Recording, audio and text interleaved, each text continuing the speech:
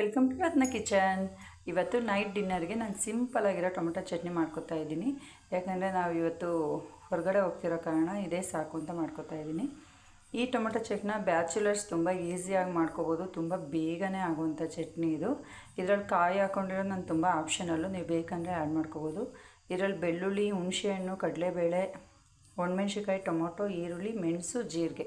ಮೇಯ್ನಾಗಿ ಸ್ವಲ್ಪ ಮೆಣಸನ್ನ ಕಮ್ಮಿ ಮಾಡಿದ್ರೆ ಜೀರಿಗೆ ಸ್ವಲ್ಪ ಜಾಸ್ತಿ ಹಾಕೋತೀನಿ. ಟೇಸ್ಟ್ ವೈಸ್ ತುಂಬ ಚೆನ್ನಾಗಿರುತ್ತೆ. ಇದಕ್ಕೆ ಎಕ್ಸ್ಟ್ರಾ ಅಂದರೆ ಕರ್ಬೇವಿನ ಸೊಪ್ಪು, ಕೊತ್ತಂಬರಿ ಸೊಪ್ಪು ಎರಡನ್ನೂ ಫ್ರೈ ಮಾಡ್ಕೊಂಡು ಹಾಕ್ಕೊಂಡ್ರೆ ತುಂಬ ಚೆನ್ನಾಗಿರುತ್ತೆ. ಸಿಂಪಲ್ ಟೊಮೆಟೊ ಚಟ್ನಿ ಇದು. ಪಡ್ಡುಗೆ, ಮೇಯ್ನಾಗಿ ಜ್ವರಗಿರ ಬಂದಾಗ ಬಾಯಿ ಕೆಟ್ಟಿರುತ್ತೆ ಅಂತಾರಲ್ಲ, ಅಂಥವ್ರಿಗೆ ಈ ಥರ ಈ ಟೊಮೆಟೊ ಚಟ್ನಿ ತುಂಬಾ ಚೆನ್ನಾಗಿರುತ್ತೆ. ಪಡ್ಡುಗೆ ಮಾತ್ರ ತುಂಬ ಒಳ್ಳೆ ಕಾಂಬಿನೇಷನು. ರೊಟ್ಟಿಗೆ, ಚಪಾತಿಗೆ ಎಲ್ಲದಕ್ಕೂ ತುಂಬಾ ಚೆನ್ನಾಗಿರುತ್ತೆ. ಮೇಯ್ನಾಗಿ ಅನ್ನಕ್ಕೆ ಒಂದು ಒಳ್ಳೆ ಟೇಸ್ಟ್ ಕೊಡುತ್ತೆ. ಸಿಂಪಲಾಗಿ ಒಂದು ಹಪ್ಪಳ ಹಾಕ್ಕೊಂಡು ಆರಾಮಾಗಿ ಊಟ ಮಾಡ್ಬೋದು. ತುಂಬ ಚೆನ್ನಾಗಿರುತ್ತೆ ಟೇಸ್ಟು. ಇದಿಷ್ಟು ಇಂಗ್ರೀಡಿಯೆಂಟ್ಸ್ನು ಏನೂ ಮಾಡೋ ಅಂಥದ್ದಿಲ್ಲ. ಅಷ್ಟೂ ಎಣ್ಣೆ ಹಾಕಿ ಚೆನ್ನಾಗಿ ಫ್ರೈ ಮಾಡಿಕೊಂಡು ಸಿಂಪಲಾಗಿ ನೀವು ಚಟ್ನಿ ಹೆಂಗೆ ಒಗ್ಗರಣೆ ಮಾಡ್ಕೊತೀರೋ ಆ ಥರ ಒಗ್ಗರಣೆ ಮಾಡಿಕೊಂಡು 2-3 ನಿಮಿಷ ಬೇಯಿಸ್ಕೊಬಿಟ್ರೆ ಚಟ್ನಿ ಮಾತ್ರ ಸೂಪರಾಗಿ ಬರುತ್ತೆ. ನೀವು ಬೇಕಿದ್ರೆ ಒಂದ್ಸರಿ ಟ್ರೈ ಮಾಡಿ, ನನಗೆ ಕಾಮೆಂಟ್ ಮೂಲಕ ತಿಳಿಸಿ ಯಾರೆಲ್ಲ ಟ್ರೈ ಮಾಡ್ತೀರೋ ಅವರು. ನಾನೀಗ ಚಟ್ನಿ ಒಗ್ಗರಣೆ ಆದಮೇಲೆ ನಿಮಗೆ ತೋರಿಸ್ತೀನಿ. ಟೊಮೊಟೊ ಚಟ್ನಿಗೆ ಟೊಮೊಟೊನೇ ತುಂಬ ಮೇನು. 2 ಟೊಮೊಟೊ ಇದ್ದರೂ ಸಾಕು, ತುಂಬ ಚೆನ್ನಾಗಿ ಅನ್ನಕ್ಕೆ ಮಾಡ್ಕೊಂಡು ಊಟ ಮಾಡ್ಬೋದು. ಇದನ್ನು ಸ್ವಲ್ಪ ಡೀಪಾಗಿ ಫ್ರೈ ಮಾಡಿಕೊಂಡ್ರೆ ಮೆತ್ತಗಾಗುತ್ತೆ. ಮೆತ್ತಗಾದ್ಮೇಲೆ ರುಬ್ಕೊಳ್ಳೋದ್ರಿಂದ ತುಂಬ ಟೇಸ್ಟ್ ಬರುತ್ತೆ ಟೊಮೊಟೊ ಚಟ್ನಿಗೆ.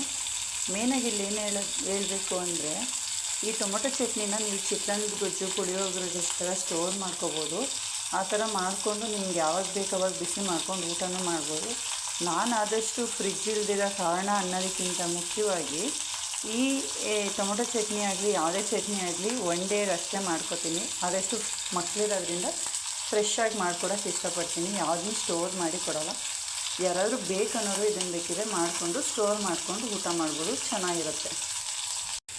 ಇಷ್ಟೇ, ಇದು ಟೊಮೊಟೊ ಫ್ರೈ ಆಗಿದೆ. ಈಗ ನೆಕ್ಸ್ಟ್ ಏನಿದೆ ರುಬ್ಕೊಂಡು ಒಗ್ಗರಣೆ ಮಾಡ್ಕೊಳ್ಳೋದಷ್ಟೇ. ನಾನು ಒಗ್ಗರಣೆ ಮಾಡುವಾಗ ನಿಮಗೆ ತೋರಿಸ್ತೀನಿ.